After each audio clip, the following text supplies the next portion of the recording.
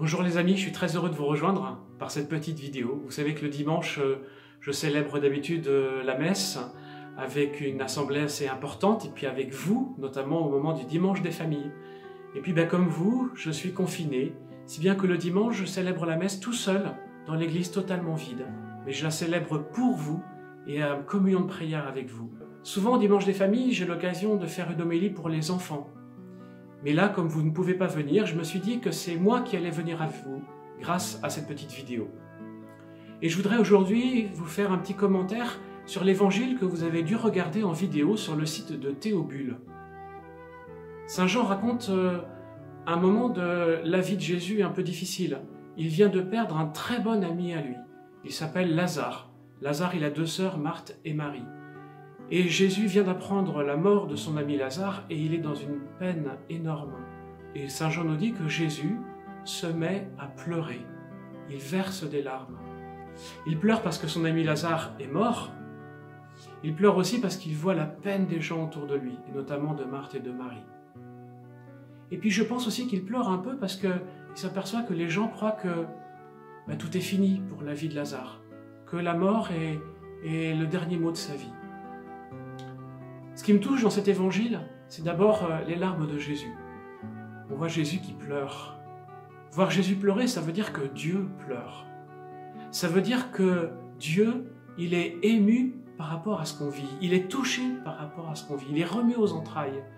Quand Dieu nous voit pleurer, quand Dieu voit qu'on est dans la peine, dans la tristesse, qu'il y a quelque chose qui nous fait beaucoup de mal, Dieu a du mal pour nous. Dieu ressent le mal lui aussi pour nous. Dieu a de la compassion. Ça veut dire que Dieu est touché lui aussi. Et vous voyez, de voir Jésus pleurer et de savoir que notre Dieu est un Dieu qui pleure, eh bien c'est quelque chose qui me touche profondément. Et c'est pour ça que j'ai confiance en Dieu, qu'on peut se confier à lui, qu'on peut lui confier toutes nos tristesses, tous les moments difficiles que l'on vit. Peut-être ce qu'on n'ose pas dire aux autres, on peut le dire à Dieu. On peut se confier à lui parce qu'il est là, parce qu'il est présent au cœur de tous les moments difficiles de nos vies.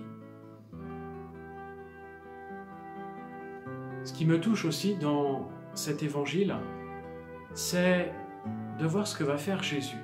Jésus, il se rend devant le tombeau où est enterré Lazare.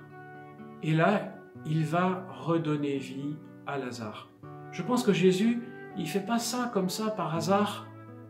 Il fait ça pour montrer que Dieu est capable de redonner vie à quelqu'un qui est mort. C'est ce qu'on appelle la résurrection. Dieu est capable de ressusciter, de faire entrer dans une nouvelle vie et dans une vie éternelle, différente et nouvelle, quelqu'un qui est mort. Et c'est ce qu'on va fêter d'ailleurs à Pâques dans quelques jours. À Pâques, on va fêter la résurrection de Jésus. Jésus, il est bien mort sur une croix. Et puis, on va lire tout son récit où il a été enterré aussi.